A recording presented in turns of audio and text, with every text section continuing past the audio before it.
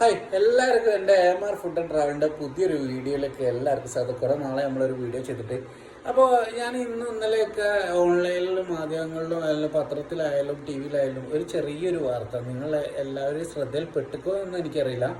നമ്മുടെ വയനാട് ചുരത്തിലായാലും അതുപോലെ മൂന്നാറിലായാലും ഈ സൺറൂഫുകളുള്ള കാറുകൾ ഇപ്പം അനവധി, അതായത് മിക്ക കമ്പനികളുടെ കാറായാലും സൺറൂഫ് ഇപ്പോൾ എല്ലാത്തിലും ഒരു ഫീച്ചേഴ്സ് എന്നുള്ള നിലയ്ക്ക് നമ്മുടെ ഇന്ത്യൻ മാർക്കറ്റിൽ കിട്ടാവുന്ന എല്ലാവിധ കാറുകളും സൺറൂഫ് കിട്ടുന്നുണ്ട്. ആ കാറുകളിൽ മിക്ക കമ്പനികളും ഇപ്പോൾ സൺറൂഫുകൾ കൂടിയിട്ടാണ് വണ്ടി വിപണിയിലേക്ക് ഇറക്കുന്നത്.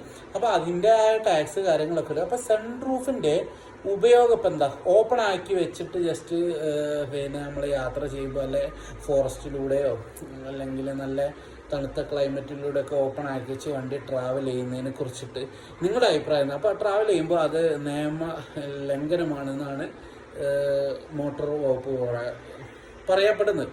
അപ്പോൾ ഇതിൻ്റെ വെച്ചാൽ എന്താണ് അപ്പോൾ സൺറൂഫ് കൊണ്ടുള്ള ഉപയോഗം, എന്താണ് സൺറൂഫ് കൊണ്ട് കമ്പനികൾ ഉദ്ദേശിക്കുന്നത്, അല്ലെങ്കിൽ ഗവൺമെൻറ് എന്താ ഉദ്ദേശിക്കുന്നത്, എനിക്ക് അറിയില്ല. അറിയാത്തൊരു കാര്യമാണ് ഞാൻ നിങ്ങളെ ഡിസ്കസ് ചെയ്തത്.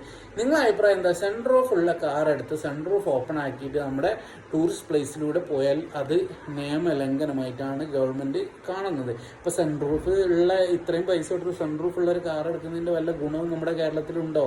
സൺറൂഫ് യൂസ് ചെയ്യാൻ നമുക്ക് അവകാശമില്ലേ? അപ്പോൾ എന്താണ് അതിനെക്കൊണ്ട് ഉദ്ദേശിക്കുന്നത്? നിങ്ങളെ അഭിപ്രായം ഒന്ന് കമൻറ്റ് ചെയ്യാം കേട്ടോ എല്ലാവരും.